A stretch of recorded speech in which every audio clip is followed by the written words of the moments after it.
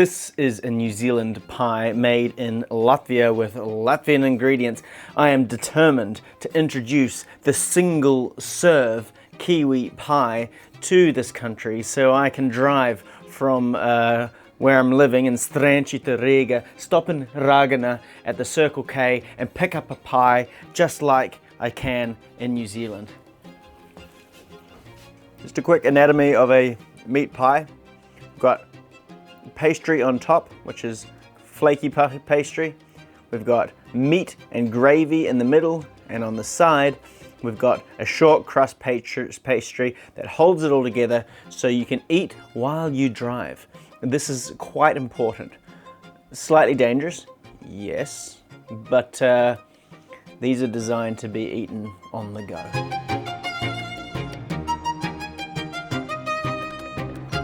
Oh yeah. Bring the kiwi pie to Latvia. I think it would be a hit. Now, I'm no expert in pie making, but I can provide some flavors that would be super welcome in Latvia. The flavor combo I'm currently working on is this one, which is pork with dill and most obviously for me at this point, kvass. And it's all pretty easy. Štovāti kaposti, caraway seeds and juniper berries. Now let me elaborate on what makes a New Zealand pie great. The flavors are generally like a cozy hug for your mouth. Tender meat, like umami flavors, a salty gravy that's this very thick liquid, so yes, it will drip eventually, but with adequate pie eating skills, you'll be right as rain. Kvass is super delicious. I've said it once and I'll say it again. Valmiera Moises Kvass is the best.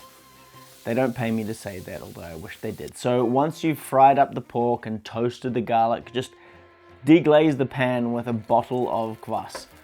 Kvass has this bready, slightly sweet, slightly umami, slightly sour bread flavor that'll cut through the pork fat and end up just sort of sitting in the background as a nice bittersweet flavor.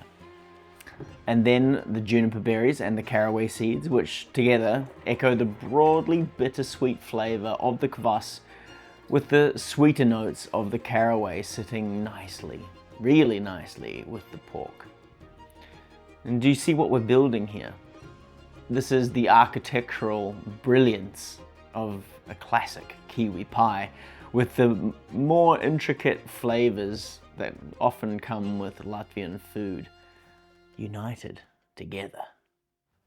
Anyway, you can stew or pressure cook this, and while it's happening, we're making the short crust pastry.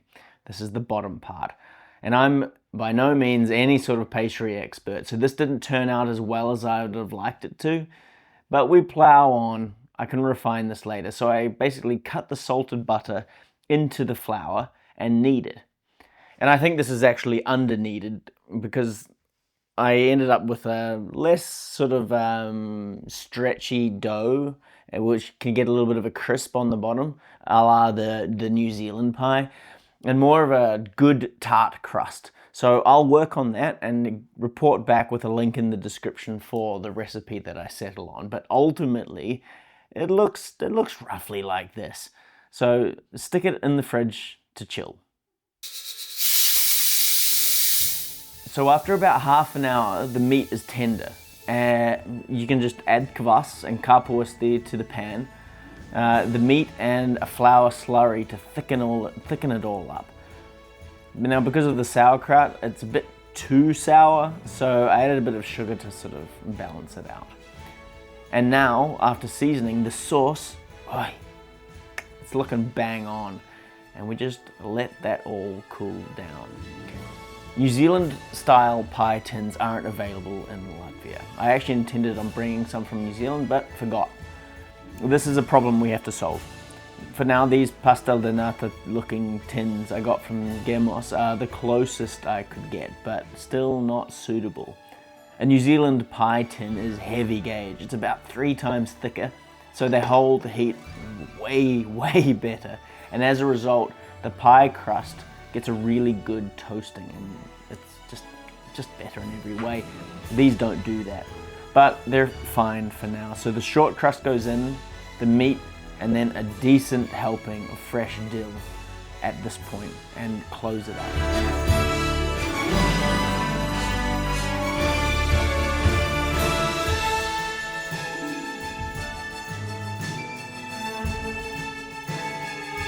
I tried doing it by cutting it off at the base with a knife.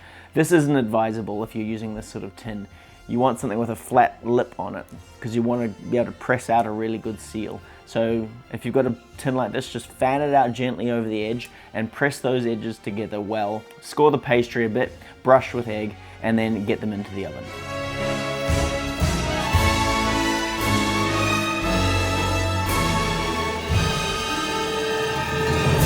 And it's looking good. I mean, the bottom crust is a little underdone for my liking, and it's still a bit sort of crumbly, but it's strong enough to not collapse under its own weight. I also made a big one, and that was as well successful. Tender pork chunks, a silky smooth gravy that wrapped it all in an umami deliciousness, with a little bit of that bittersweet flavor from the kvass just sitting behind it, with a kaposti sort of just adding body and a sort of like a bit of a fermented element to the whole dish. And all I need to do now, I think, is just add some cheese. I think steak and cheese pies are my favorite, so maybe something smelly like Latvia sears. Wow, that stinks. Or smiltene sears if you want something less smelly. I think the combinations are fairly endless as to what you can put in a Latvian kiwi pie. So I guess someone make a move. I'll keep making pies. You get in touch with me. Let's talk.